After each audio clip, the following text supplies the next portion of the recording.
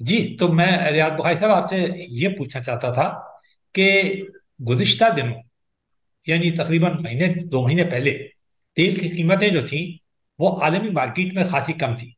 फिर अचानक एक सर्ज आया और तेल की कीमतें जो है वो बड़ी तेजी से बढ़ी। और अब इस वक्त बढ़ी हुई कीमतें हैं, और इस पे हमारे मुल्क पे आता है। तो सबसे पहले तो मैं ये जानना चाहूंगा कि ये सूरत हाल तेल की है क्या। देखें, लास्ट ईयर जब हम प्रोग्राम कर रहे थे तो जो क्रूड ऑयल था वो 62 के अराउंड उसने अपनी बेस बनाई थी।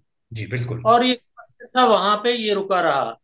और मैंने कहा था कि ये $100 $100 ये क्रॉस कर जाएगा कि वो एक बॉटम है उनके। तो 130 डॉलर और 50 सेंट के जब ये अराउंड गया तो मैंने कहा कि अब इसका जो टाइम साइकिल है वो चेंज हो चुका है, अब ये डाउनवर्ड होगा और ये अंडर $100 पर बैरल पे हो जाएगा।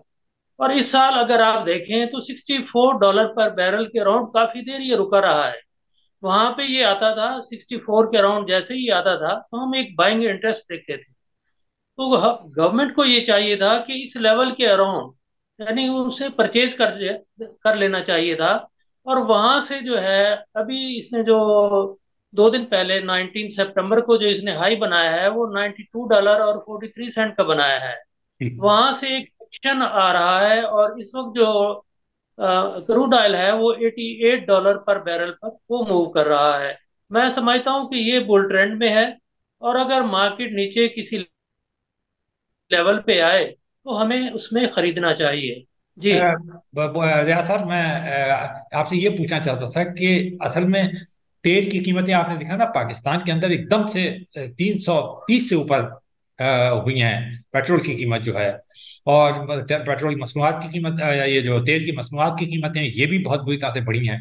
तो क्या आप देख रहे हैं कि कोई ऐसी आगामी कीमतों में कमी हो कि हमारे लोगों को इससे रिलीफ मिल सके। मैं समझता हूँ जो सबसे बड़ी वजह है वो डॉलर की है। अच्छा। डॉलर जो है आज जो था वो 293 के अराउंड ये था। ये $300 से भी अबव गया है।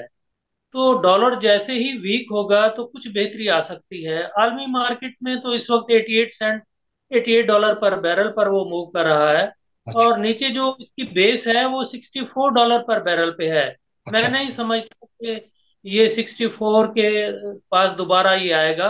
अगर ये मिड यानी किसी पॉइंट पे ये आए तो इसको खरीदना चाहिए नीचे आके। तो ये ऐसा ना हो कि ये बहुत ज्यादा बढ़ जाए और हमें जो है पाकिस्तान के जो अवाम है वो इसका शिकार हो जाए। सबसे पहले डॉलर को कंट्रोल करना चाहिए। अच्छा, तो यानी इसका मतलब वही आपकी बात को मैं लेके आगे बढ़ता हूँ कि जो इस वक्त गवर्नमेंट ने स्टेप्स उठाए हैं कि 350 पे भी डॉलर मिल नहीं रहा था, और अब गिर के आपने, जैसे आप तो नजर रखते हैं, 393 पर, 293 पर आ गया है। तो ये जी एक जी। बहुत खुशाइन बात है। 57 की जो है ना रुपए की कदर के अंदर इजाफा हुआ है। तो रियाद बुखारी साहब का कहना यह है कि जितना ज्यादा डॉलर के कीमत को कंट्रोल किया जाएगा, अब तेल का जो रिलीफ है वो इसी से कनेक्टेड होगा। मैं सही कह रहा हूं ना रियाज साहब? जी जी सर। बिल्कुल। तो ये अब गवर्नमेंट के लिए बहुत लाजमी हो गया है कि वो ये जो अच्छा कदम किया है जिसकी वजह से डॉलर की कीमत जो है वो कम हुई और रुपए की कदर बढ़ी। तो वो जो बोस्तान साहब जो कह रहे हैं, करेंसी के जो उसके एसोसिएशन के प्रेसिडेंट हैं, कि 250 तक आ जाए। तो रियाज बुखारी साहब की बात के पस मंजर में अगर देखा जाए तो गवर्नमेंट को कोशिश करनी चाहिए कि 250 के ऊपर ही ले आए। तो नतीजा ये होगा कि फिर हमारे को तेल की कीमत के अंदर भी रिलीफ मिलेगा, खासतौर पर लोगों को रिलीफ मिलेगा, क्योंकि नहीं तो बड़ा मसाइल पैदा हो जाएंगे। लोग बहुत ही महंगाई के अंदर पिस रहे हैं। रियाज बुखारी साहब, अब मैं आता हूँ इसके ऊपर, टेक्सटाइल के ऊपर, है ना। तो मैं आपसे ये पूछना जी चाहता था कि इसकी कपास की क्या सूरत हाल है, ये जो। देखें, अगर इसकी मूवमेंट को देखी जाए, हमारी जो कॉटन है, रुई का जो रेट है वो न्यूयॉर्क कॉटन के साथ उससे यानी वहीं से रेट निकलता है, उसके हिसाब से यहाँ हमें रेट मिलता है। अभी 11 महीने से मैं देख रहा हूँ कि नीचे वो 6 के अराउंड जब वो आता है ऊपर, ये 89 सेंट पर पाउंड पे ये चला जाता है। यानी ऑलमोस्ट 11 माह हो चुके हैं। ये इसी दौरान इस 13 सेंट के अंदर ये मूव कर रहा है। इसमें कोई बहुत बड़ी मूवमेंट मैंने नहीं देखी अभी तक। ये कभी 89 को क्रॉस कर जाता है, कभी 76 के करीब ये आ जाता है, 77 के करीब ये आ जाता है। तो इसमें जो बहुत बड़ी मूव मैं देखने हमें देखने को मिलेगी, मैं समझता हूँ कि वो नवंबर के अपना मिड नवंबर के बाद जो है कॉटन में कोई डायरेक्शन यानी वो लेगी। रियाज ऐसा नहीं साहब, होता कि मैं आपसे खता कलामी कर रहा हूँ। देखिए, कॉटन जो है वो हमारा बड़ा ही बहुत बड़ी एक्सपोर्ट है, बल्कि मेजर आप कह लें कि वो है। तो अगर ये कीमतें कॉटन की ऊपर जाएंगी तो हमारे को फायदा होगा, यही आप कहना चाहते हैं ना? देखें, कीमत ऊपर जाए या नीचे जाए, अच्छा। इससे हमें जो है इससे हमें कोई फर्क नहीं पड़ता। हमें ये देखना पड़ता है कि देखिए, अमेरिका में क्या होता है कि वहां जब आपकी क्रॉप है आप उसको हेज कर सकते हैं फ्यूचर मार्केट में। और अच्छा। पाकिस्तानी जो मईशत है वो इन्हिसार भी इसी ज़रात पे करती है। पाकिस्तान एक जरी मुल्क है, इसकी मईशत का इन्हिसार भी ज़रात पे है। जी लेकिन बिल्कुल। देखा है मैंने, ये तेल की कीमतें बहुत ज़्यादा बढ़ चुकी हैं, खाद की कीमतें बहुत बढ़ चुकी हैं। अच्छा। सबसे अलमिया बड़ा बड़ा जो है वो ये है कि कोई भी फसल हो उसके लिए पानी की, यानी पानी अशद ज़रूरत होती है उसकी। अच्छा। यहाँ पंजाब में क्या ट्रेंड है कि जैसे ही वो मोगा जाते हैं, जहाँ वो आउटलेट आउटलेट है जो जहाँ से लोग जो है किसान अपनी खेती को सैराब करते हैं, वो हर 6 माह के बाद इरिगेशन के जो कारिंदे हैं वो आ जाते हैं। और वो 2 से 2.5 लाख उनका रेट है कि अच्छा। आप दें। तो वरना वो 1/3 कर देते हैं, उस मोगे को आउटलेट को बहुत कम कर देते हैं। मैं दूसरी एक सूरत हाल ये है कि जो हमारी जरखेज जमीनें हैं वहां पे उन्होंने यानी हाउसिंग सोसाइटीज बनाना शुरू कर दी हैं। हमारी पॉपुलेशन बढ़ रही है। अच्छा। हम बाहर से हम बाहर से वीट इंपोर्ट कर रहे हैं, हालांकि जरी मुल्क है, हमें एक्सपोर्ट करना चाहिए था वीट को। लेकिन ये जो माफिया है, लैंड माफिया, इन्होंने जो जरी जमीनें थी, अब मैं मुल्तान की बात करूं तो बोसन रोड के ऊपर आमों के बाग थे, बहुत जरखेज जमीनें थी।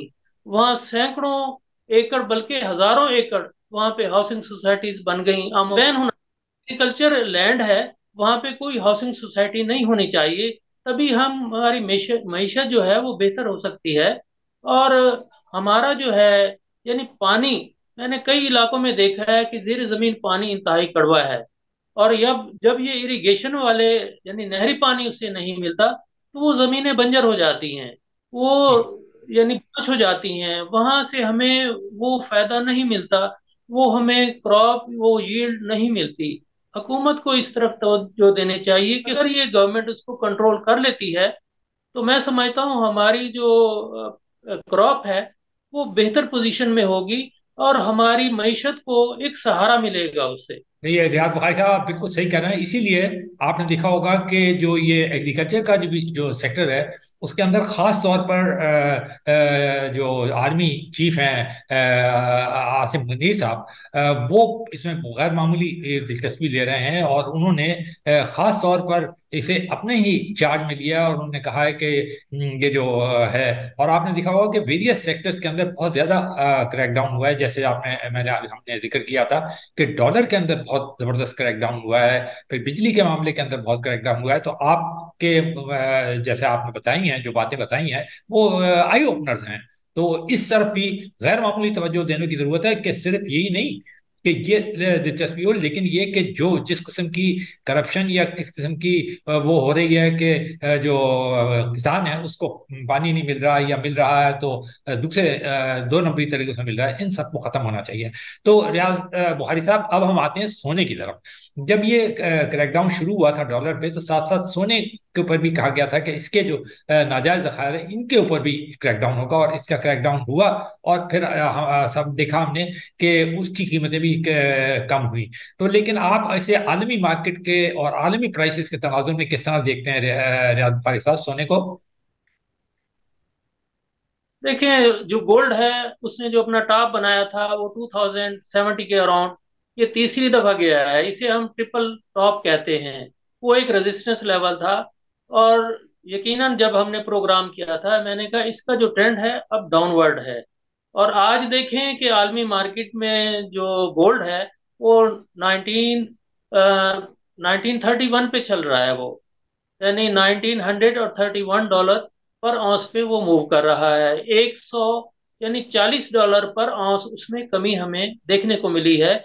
और अगर डॉलर इसी तरह अगर 200 के अंडर ये नीचे आ जाए, तो अगर पाकिस्तान में 2 लाख रुपया तोला है तो वो 1 लाख रुपए पे आ जाएगा, तो लोगों के लिए आसानी हो जाएगी। और ये पाकिस्तान में जो सोने की कीमतें हैं वो डॉलर से रिलेट करती हैं। अच्छा। डॉलर अगर हाँ, डॉलर अगर स्ट्रांग हो गया तो यहाँ कीमतें भी गोल्ड की बढ़ जाएंगी। आलमी मार्केट में नहीं है ऐसा।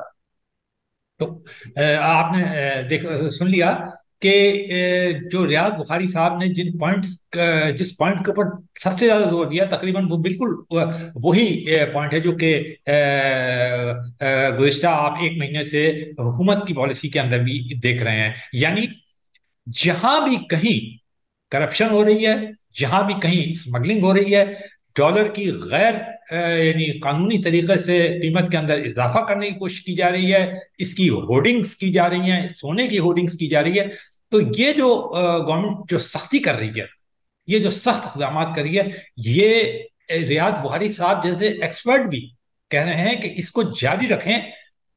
अगर गोल्ड का मामला है, उसका उसका मामला है, एग्रीकल्चर का मामला है, या तेल का मामला है, अब ये ज्यादातर चीजें जो है ये डिपेंडेंट है कि किस तरह हम डॉलर को कंट्रोल करते हैं, किस तरह हम इसकी प्राइसेस को नीचे ले आते हैं।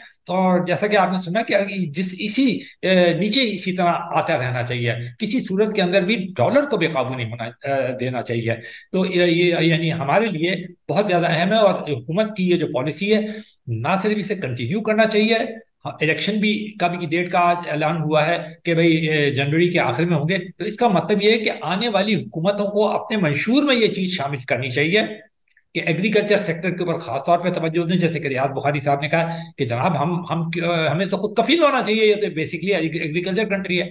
फिर जो डॉलर है उसे कंट्रोल में रहना चाहिए। तेल जो है उन्होंने बताया कि आलमी मार्केट में भी कंट्रोल में है। तो अगर इस सारे तनाजुर के अंदर देखा जाए तो बात ये निकलती है कि कहीं रिलैक्सेशन नहीं होना चाहिए, गैर कानूनी चीज को, स्मगलिंग को कहीं मौका नहीं मिलना चाहिए, और करप्शन के जरिए किसी किस्म की रियायत नहीं दी जानी चाहिए। बहुत बहुत शुक्रिया नाजरीन आपका। इंशाल्लाह फिर हम जहमत देंगे। रियाज बुखारी साहब, आपका भी बहुत शुक्रिया। Thank you sir.